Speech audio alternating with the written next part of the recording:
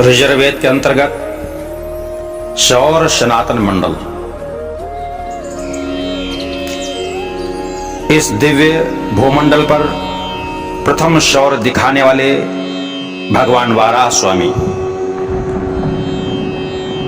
जो दूसरी गैलेक्सी के अथाह समुद्र में पृथ्वी को छिपा रखा था हिरण्याक्ष ने, उस हिरण्याक्ष दैत्य की छाती पर पैर रख करके इस दिव्य वसुंधरा को निकाल के लाए भवसागर से और अपना पराक्रम दिखाया। अर्थात पूरे विश्व ब्रह्मांड में पहली सर्जिकल स्ट्राइक भगवान वाराह स्वामी ने की। आंध्र प्रदेश में 1 वर्ष तक वाराह स्वामी वसुंधरा के साथ रहे। आश्वासन दिया, देवी चिंता मत करना, जब भी कोई अत्याचार दुराचार की खेती तुम पर करेगा, उसके वंश का सर्वनाश करने के लिए हम बार बार आते रहेंगे। स्वयंभू मनवंतर में ध्रुव महाराज ने अपना पराक्रम दिखाया, कुबेर के यक्षों का संहार किया, अपने भाई की मृत्यु का बदला लिया था। भगवान नरसिंह नारायण ने भक्त प्रहलाद की रक्षा की थी। हिरण्याकश्यप की छाती पर पैर रख करके उसके वक्षस्थल को विदीर्ण किया था। शतयुग में ही भगवान नारायण का दिव्य अवतार नर नारायण, जो नैमिष तीर्थ में निवास करते थे, साधना करते थे, प्रहलाद जी तीर्थ करने आए थे। उन्होंने देखा 2 ऋषि दिव्य धनुष बाण तलवार भाले रखे हुए साधना में लीन है।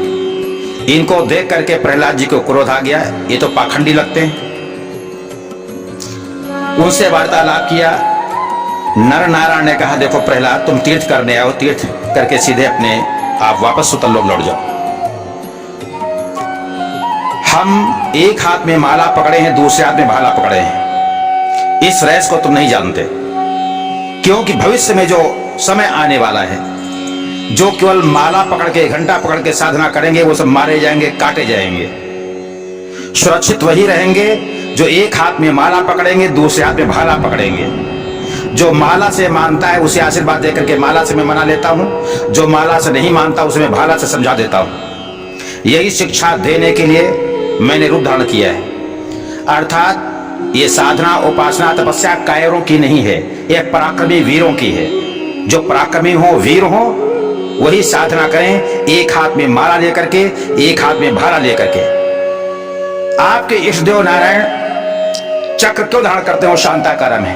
गदा क्यों धारण करते हैं? भगवान शिव तपस्या में लीन रहने वाले अपनी भुजाओं में दिव्य चंद्रहास, त्रिशूल, खड्ग वगैरह क्यों धारण करते हैं? भगवती दुर्गा अपने हाथों में अनेक अस्त्र क्यों धारण करती है? इसलिए जब तुम्हें यह ज्ञान नहीं है तो इस प्रकार की चर्चा यहां मत करिए, जाइए तीर्थ से।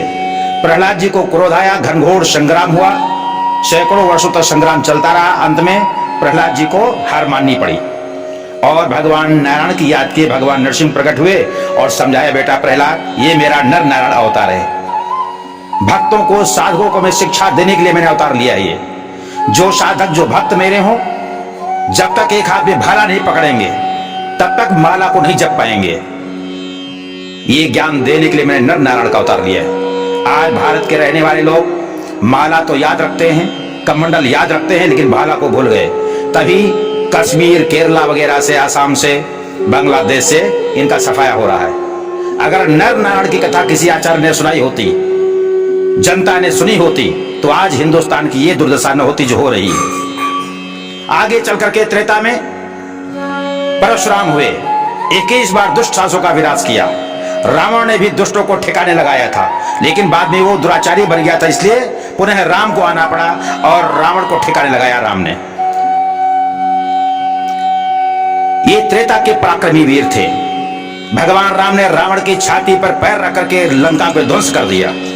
बारंबार उसे मौका भी दिया कि मुझे हत्या न करनी पड़े ब्राह्मण की, हमारी सीता को वापस कर दो, मेरी भक्ति को, मेरी शक्ति को वापस करो, हम तुम्हें छोड़ देंगे। लेकिन राम के इस जो है दिव्य भाव को, अहिंसावादी विचार को उसने उनकी कायरता समझा और सीता को वापस न करने की वजह से मृत्यु को प्राप्त हुआ। द्वापर में पितामह भीष्म, द्रोणाचार्य, अश्वत्थामा, कृपाचार्य, कर्ण, अर्जुन, बलराम, ये सब धैर्य का परिचय देने वाले हुए। सुदामा ब्राह्मण ने स्वयं बच्चे और पत्नी से भूखा रहा, लेकिन कभी भी स्वार्थवृत्ति को उसने स्वीकार नहीं किया। किन्हीं राजाओं के पीछे पीछे चलना स्वीकार नहीं किया उसने। भूखा प्यासा रहा वो, उसने भी धैर्य का परिचय दिया ब्राह्मण ने। कलिकाल में आल्हा, इंदल महान पराक्रमी वीर हुए। अक्षत, गोरा बादल, महाराणा प्रताप के वंशज, महाराणा प्रताप, शिवाजी, संभाजी, बप्पा रावल, पृथ्वीराज चौहान, बंदा बैरागी, गुरु गोविंद सिंह, जोरावर सिंह, फतेह सिंह, सूरजमल आदि महान पराक्रमी वीर इस कलिकाल में हुए। गुर्जर वीरों ने, मेड़ा वीरों ने, जाट वीरों ने अपना पराक्रम पूरे विश्व को दिखाया। नारियों में देवी लक्ष्मीबाई, दुर्गावती, दुर्गा भाभी, सुभाष चंद्र बोस, मंगल पांडे, चंद्रशेखर आजाद, दयाशंकर सैलानी, फतेहपुर 84 वाले, जिन्होंने कुश्ती में पटक पटक करके अंग्रेजों को छक्के छुड़ा दिए थे। सुखदेव, राजगुरु, भगत सिंह, आज हजारों नहीं, लाखों नहीं, बल्कि करोड़ों पराक्रमी बालक, बालिकाओं, नारियों, वीरों से भारत का इतिहास भरा पड़ा हुआ है।